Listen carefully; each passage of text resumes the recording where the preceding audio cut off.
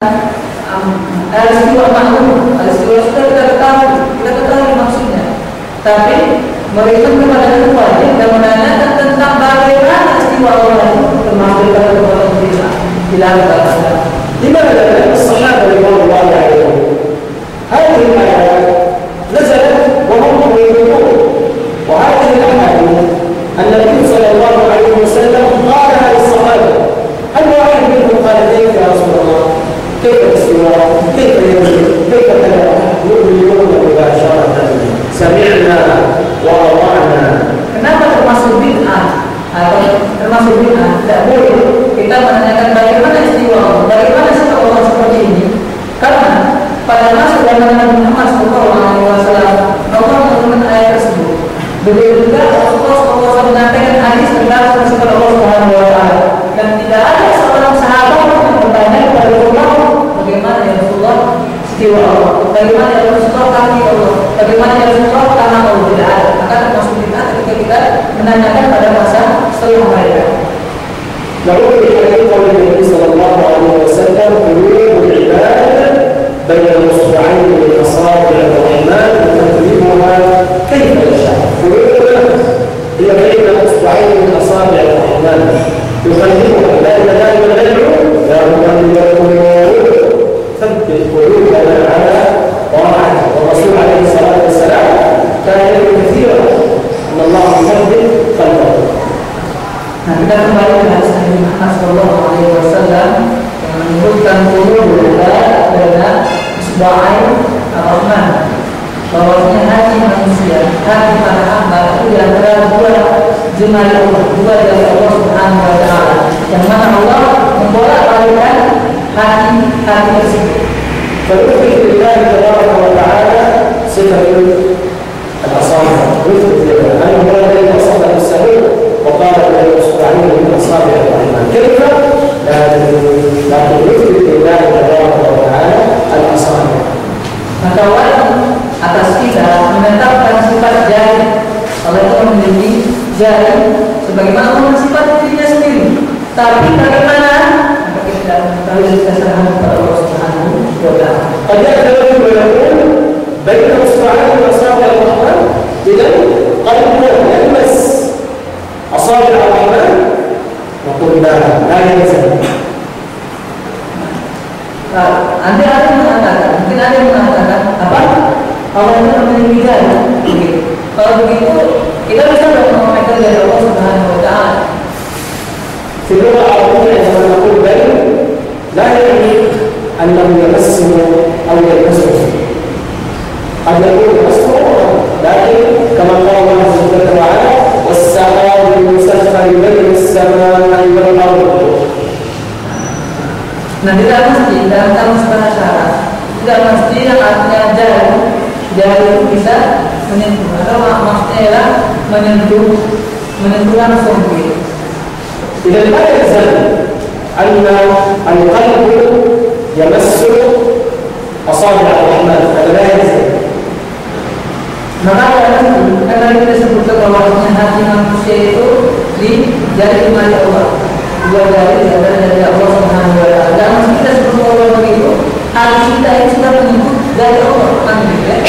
Kalau begitu kita berarti hati kita ini sudah disebut Allah Subhanahu wa Ta'ala dengan tangannya, bahwa seperti itu. Padahal tidak mesti seperti itu, tidak mesti seperti itu. Allah Jalla wa Ala yaqul والسحاب المسخر بين السماء والأرض في سورة البقرة. في سورة البقرة الله جل وعلا يقول والسحاب المسخر بين السماء والأرض. هل هذا السحاب يلمس الأرض أو يمس السماء؟ أين السحاب؟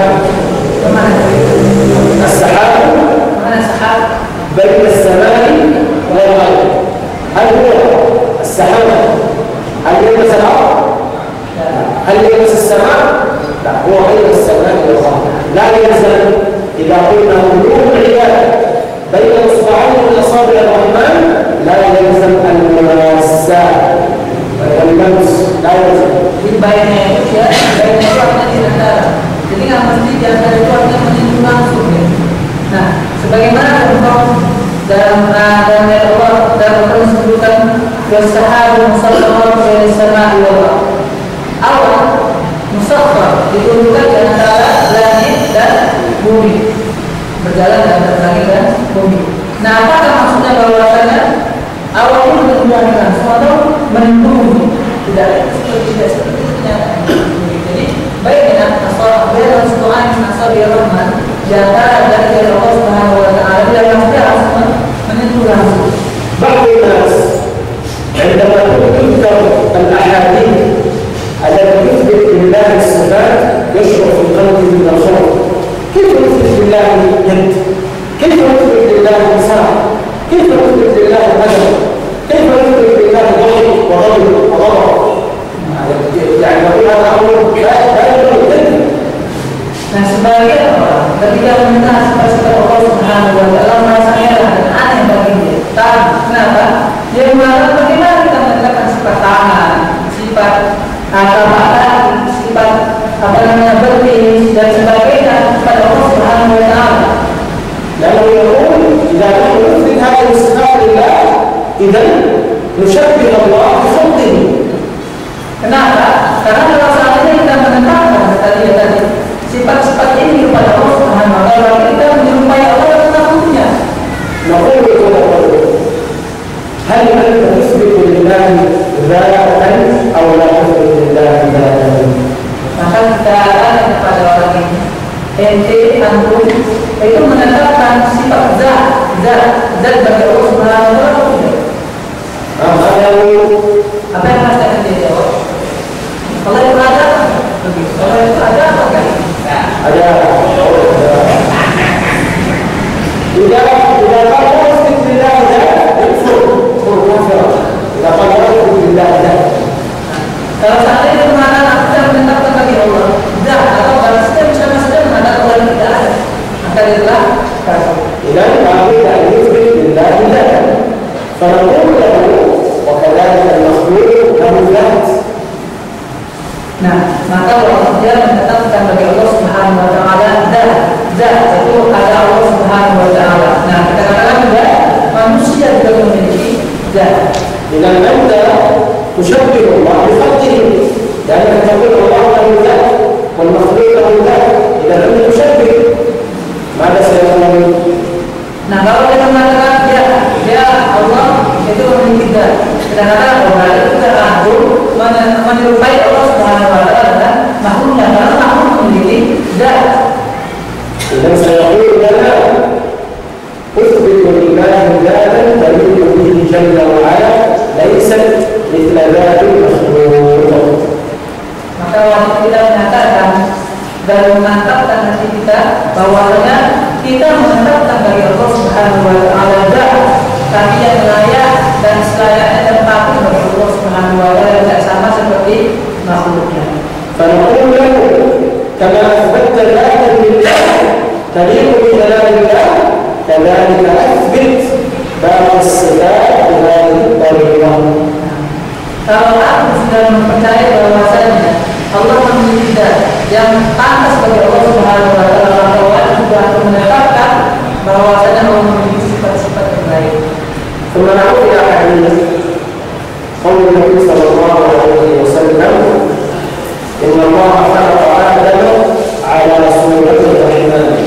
إن الله خلق آدم على صورة الرحمن، وهذا حديث صحيح ثابت عن النبي صلى الله عليه وسلم. ونثبت ونؤمن بهذا الحديث، لكن لا نقول كيف صورة الرحمن؟ كيف على صورة الرحمن؟ نؤمن أن الله خلق آدم على صورة الرحمن لكن بغيره. Kemudian kita membahas hadis selanjutnya, yaitu mengenai hadis Nabi Muhammad SAW, yang mana beliau menjelaskan bahwa Allah mencintai Adam sesuai dengan bentuk Allah Subhanahu wa taala, sesuai dengan bentuk sesuai dengan bentuk Allah Subhanahu wa taala. Saya ulangi, Rasulullah SAW bersabda, Allah menciptakan Adam sesuai dengan bentuk Allah Subhanahu wa taala. Nah, di sini kewajiban kita adalah bagaimana mengimani hadis tersebut, karena hadis tersebut sahih. Tapi bagaimana? Maka tidak boleh kita mempertanyakannya. إذا باختصار في هذا الباب المسلم يثبت لله تبارك وتعالى أي صفة ثبتت عن الله تبارك وتعالى إما من القرآن أو من السنة بالحديث الصحيح، وبعد ذلك يؤمن بهذه الصفة ولا يشرك غيره تكليف ولا تحريف ولا تعطيل ولا تشريك ولا تمثيل. Ringkasannya, bahwasanya kita wajib mengimani sifat Allah Subhanahu wa Ta'ala, wajib mengimani sifat Allah Subhanahu wa Ta'ala yang datang tentang Allah Subhanahu wa Ta'ala dari Al-Quran maupun dari hadis Nabi Muhammad Sallallahu Alaihi Wasallam, tanpa mengatakan bagaimana atau tanpa mendalilkan makna tersebut atau tanpa mentakdir menyatakan sifat-sifat Allah Subhanahu wa Ta'ala dan tanpa menyukai Allah dan makhluknya. ثم قال الإمام البرهاني رحمه الله تبارك وتعالى: ومن زعم أنه يرى ربه في الدنيا فهو كافر بالله عز وجل. Kemudian Imam Al-Ghazali menyebutkan bahwasanya beliau mengatakan, barang siapa yang mengatakan bahwa dia melihat Allah Subhanahu wa Ta'ala di dunia ini, maka dia akan kafir. لأن الله تبارك وتعالى لا يرى الدنيا. Karena Allah Subhanahu wa Ta'ala tidak pernah melihat di dunia ini. سألني أحد الأشخاص قال لي أن أبا يزيد البستاني أحد علماء الصوفية يقول أنه رأى الله تبارك وتعالى في الكعبة. Saya pernah ditanya oleh ahli sufi, lingkup sufi ya, tentang dia bahwasanya dia mengatakan, beliau tanya kepada beliau yang sufi itu berkata kepada Syekh Utsman, saya pernah melihat Allah di Ka'bah. Saya pernah melihat Allah. Nah, Abu Yazid al-Bustami, saya pernah melihat Allah di Ka'bah katanya. فسألته سؤالا قلت له ما أفضل أبو يزيد البسطامي أم موسى عليه السلام؟ Kemudian saya bertanya kepadanya, mana yang lebih afdal, mana yang lebih bagus, yang lebih mulia, Abu Yazid al-Bustami atau Rasulullah Sallallahu Alaihi Wasallam? Nah, Abu Yazid al-Bustami atau Musa alaihissalam? طبعا لا شك لا يمكن أن يكون مسلم أن أبا يزيد البسطامي أفضل من موسى عليه السلام. موسى من أولي العزم من الرسل. Pasti dari antara ini orang yang menjawab pasti Musa alaihissalam, karena beliau termasuk daripada Rasulul Azmi yang lima. فسألته سؤال آخر قلت له موسى عليه السلام هل هو الله جل وعلا؟ فقال له الله جل وعلا. Saya bertanya kepadanya, apakah Musa alaihissalam yang seorang nabi yang Rasul tersebut bisa melihat Allah Subhanahu wa Ta'ala? Maka jawabannya tidak bisa. إذا موسى عليه السلام قال رب الله قل لي قال رب أرني أنظر إليك قال لن تراني ولكن انظر إلى الجبل فإن استقر مكانه فسوف تراني فلما تجلى ربه للجبل جعله دكا وخر موسى صعقا. Nabi Musa saja ketika dia meminta kepada Allah Subhanahu wa Ta'ala dan membacakan Al-Quran tadi, ketika Musa meminta berkata kepada Allah, berkatalah dirimu kepada Allah. Maka Allah menjawab perkataan Musa dan Musa. Tapi kalau masih mau juga, maka dia tetap keputusan. Kalau seandainya masih kosong, masih berada pada tempat yang Allah menjadi. Tatkala Allah Subhanahu wa Ta'ala menampakkan dirinya, ternyata gunung tersebut pun hancur, meleleh, hancur, sehingga Nabi Musa pun pingsan sebelum melihat Allah Subhanahu wa Ta'ala. فكيف بعد ذلك يزعم الإنسان أن أبا يزيد البسطامي رأى الله إذا يزيد أفضل من موسى عليه السلام. Nah, banyak ada yang mengatakan Abu Yazid al-Bustami melihat Allah Subhanahu wa Ta'ala. Berarti kalau seperti itu, Abu Yazid itu lebih afdal baik daripada Nabi Musa alaihissalam. إذا ربنا جل وعلا لا يرى في الدنيا لأننا في الدنيا لا نستطيع أن نراه، أبصارنا هذه ضعيفة لا يمكن أن نتحمل رؤية الله جل وعلا. إذا الجبل العظيم الكبير لما ربنا تجلى الجبل أصبح دكا وتكسر الجبل وتحطم. Jadi kita tidak bisa melihat Allah Subhanahu Wa Taala. Kalau mata kita lemah, tidak mampu melihat Allah Subhanahu Wa Taala. Gunung saja yang kokoh, gunung saja yang kokoh. Ketika Allah Subhanahu Wa Taala menempatkan dirinya, hancur gunung tersebut. Apalagi mata kita tidak akan sanggup melihat Allah Subhanahu Wa Taala dunia ini. أما يوم القيامة فإن الله تبارك وتعالى يعطينا قوة وأبصارا قوية فنستطيع بإذن الله تبارك وتعالى إذا دخلنا الجنة أن نرى ربنا جل وعلا. Ada pun juga pada hari kiamat kelak Allah Subhanahu Wa Taala menampakkan dirinya kepada orang-orang yang masuk dalam surga. Nah, ketika Allah Subhanahu Wa Taala memberikan kekuatan kepada mata kita sehingga bisa melihat Allah Subhanahu Wa Taala juga.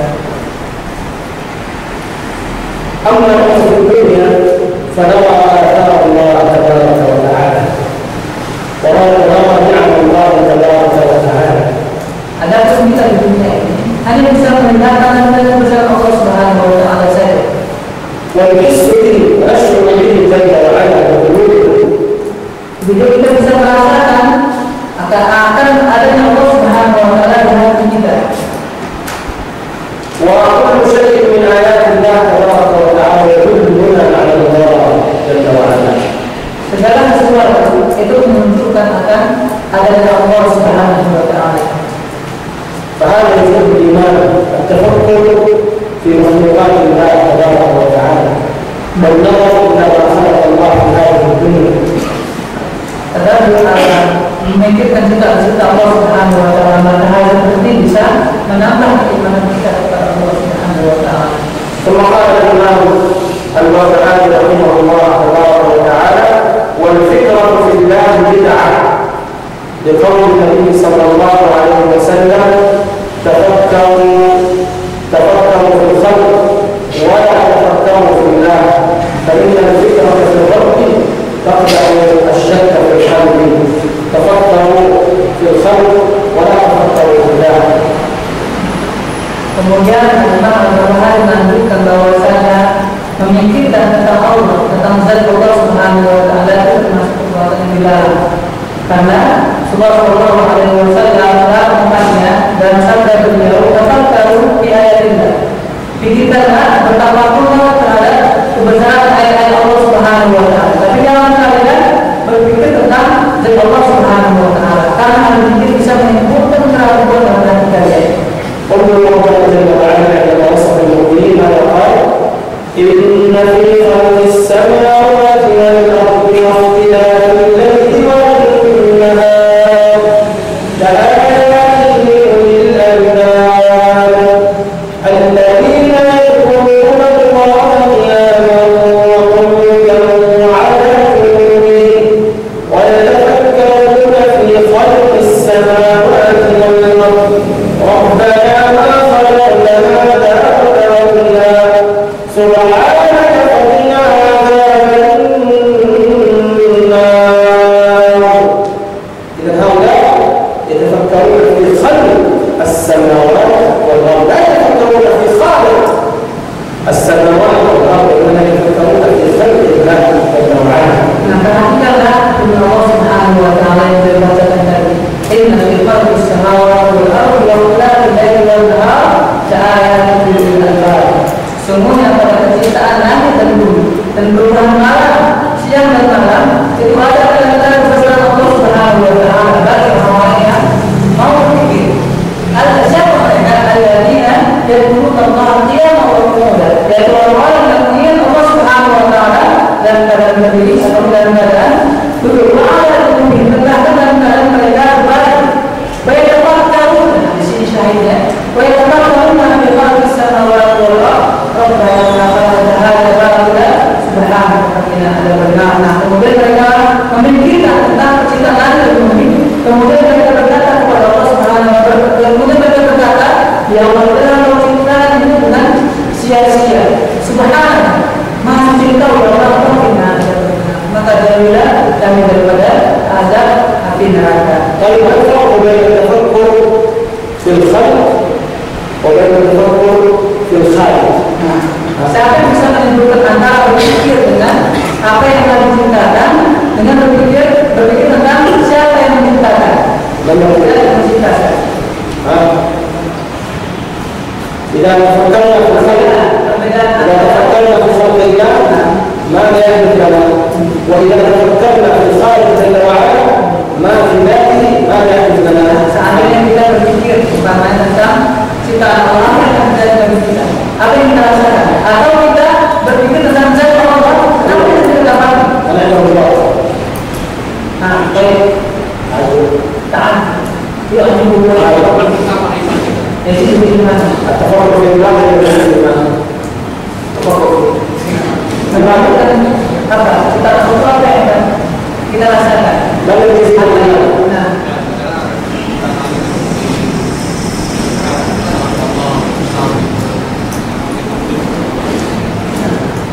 dalam farq fi khalqillah yaziduna الإيمان. طيب إذا التفكر في خلق الله تبارك وتعالى السماوات والأرض يزيد إيمان. والتفكر في ذات الله kalau kita berdoa itu menjelaskan kita kalau memikirkan apa yang terjadi Allah sifat Allah hanya sibuk الجواب الأول صحيح. الجواب الأول صحيح. هذا إذا تفكر في ذات الله في ذات الله. سيأتينا الشك وأن لماذا؟ لأننا عندما نتفكر في ذات الله الإنسان يسمع نفسه يفكر حتى بعد ذلك يقول كيف ينزل وإذا نزل ماذا يقول وكيف إلى صالح الرحمن وكيف عندما نفكر في ذات الله تبارك وتعالى فإنه يدخل في قلبه الشك يدخل في قلبه الشك. Nah, kalau kita cerita Allah Subhanahu wa Ta'ala, kita bisa menambahkannya, bisa menambahkan iman kita. Adapun kalau kita berpikir, memikirkan dan sibuk memikirkan tentang zat Allah Subhanahu wa Ta'ala, bagaimana makhluk, bagaimana orang kita dan sebagainya, maka ini akan menimbulkan keraguan pada diri kita dan mengalahkan tentang ragu. لذلك المسلم يتفكر في خلق الله لأن هذا يزيد بالإيمان. انظر إلى عظمة الله، انظر إلى قوة الله، انظر إلى رحمة الله، انظر إلى حكمة الله في مخلوقاته جل وعلا يزيد بالإيمان. Maka seorang ketika dia memikirkan kepada Allah Subhanahu wa Ta'ala, maka dia bisa menambah manusia kepada Allah Subhanahu wa Ta'ala. ثم قال الإمام يتهادى إلى الله بيانا أن المخلوقات غير متميزة مخلوق. قال المؤلف رحمه الله واعلم أن الحيوانات والسباع والدواب كلها نحو الذرة الذرة الصغير والنمل والغلاب كل هؤلاء لا يعلمون الصواب. نعم.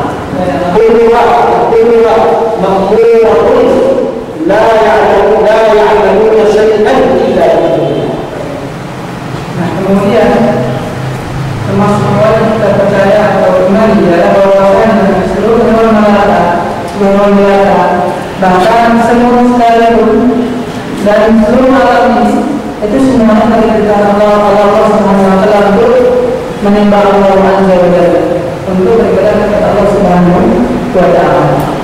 هذه كلها الحيوانات والحشرات والدواب والهوام كلها لا تعمل شيء إلا بإرادة الله وبإذن الله تبارك وتعالى. Nah, semua ini hewan-hewan tersebut itu tidaklah mereka melakukan sesuatu kecuali dengan izin Allah Subhanahu wa Ta'ala, dengan sesuai dengan keinginan Allah Subhanahu wa Ta'ala. Apa yang kita lihat dari alam semesta ini itu semuanya dengan keinginan Allah Azza wa Jalla. ثم قال يعني الإنسان يعلم أن كل شيء يتحول في هذه حتى ورقة الشجرة إذا سقطت تسقط بإذن الله وبعلم الله. Kemudian maka kita ketahui bahwasanya setiap yang kita lihat di muka bumi ini, bahkan daun hingga bergugur itu juga dengan izin Allah Subhanahu wa Ta'ala. ثم قال الإمام البخاري رحمه الله: والإيمان بأن الله تبارك وتعالى قد علم ما كان من أول الدهر وما لم يكن. Kemudian Imam Al-Ghazali melanjutkan bahwasanya keluarga termasuk keluarga dalam mengimani bahwasanya Allah Subhanahu wa Ta'ala yang mengetahui apa yang telah terjadi dan apa yang akan terjadi. هذا علم الله تبارك وتعالى علم عظيم وعلم كبير يعلم كل شيء ولا تخفى عليه خافية. Nah, ini merupakan ilmu Allah Subhanahu wa Ta'ala. Allah Maha mengetahui segala sesuatu. وهذا من مراتب القدر كما تعلمون، من مراتب القدر الأربع، مراتب القدر أربعة، وهو المؤمن بأن الله علم ما كان في الأزل، كل شيء حدث الله عز وجل يعلمه قبل أن يحدث. Nah, ini juga termasuk daripada tingkatan mengenai apa takdir Allah Subhanahu wa Ta'ala. Yang pertama adalah dan sesuatu dari kepada Allah Subhanahu wa Ta'ala mengetahui. ويعلم ما سيكون في المستقبل. Tentang Allah Subhanahu wa Ta'ala ada yang terjadi selanjutnya. ويعلم المستحيل. Tentang Allah mengetahui hal-hal yang mustahil. يعلم الذي لن يقع أو لن يقع حتى إذا وقع كيف يقع. يعلم ما كان وما سيكون وما لم يكن كيف يكون. هذا مستحيل. كذلك الله يعلم.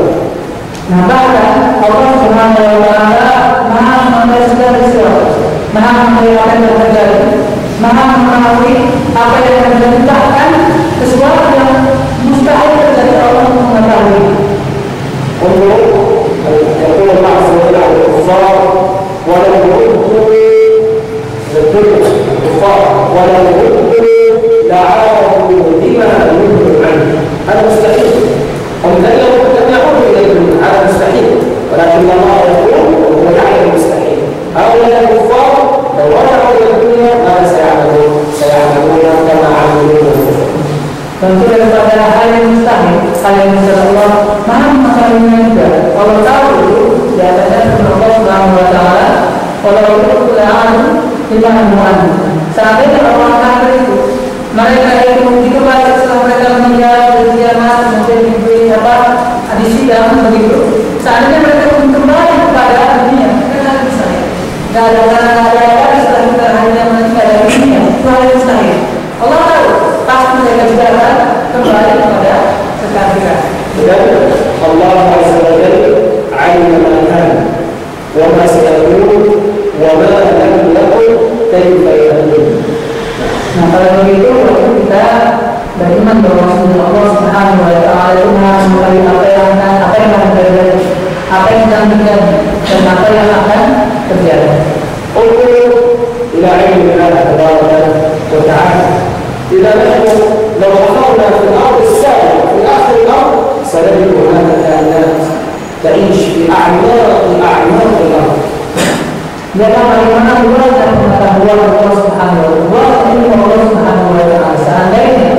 Seandainya kita mempelajari tentang bumi ini sampai ke laksana tujuh yang terdapati hewan-hewan yang kecil dan hewan-hewan yang sudah kita lihat. Tapi Allah Subhanahu wa Ta'ala mengetahui hal tersebut. يعلم الله مكانه ويعلم ويرسل له الرزق. الله جل وعلا يعلم أن هذا خلق بخلقه فيرسل إليه الرزق في هذا المكان.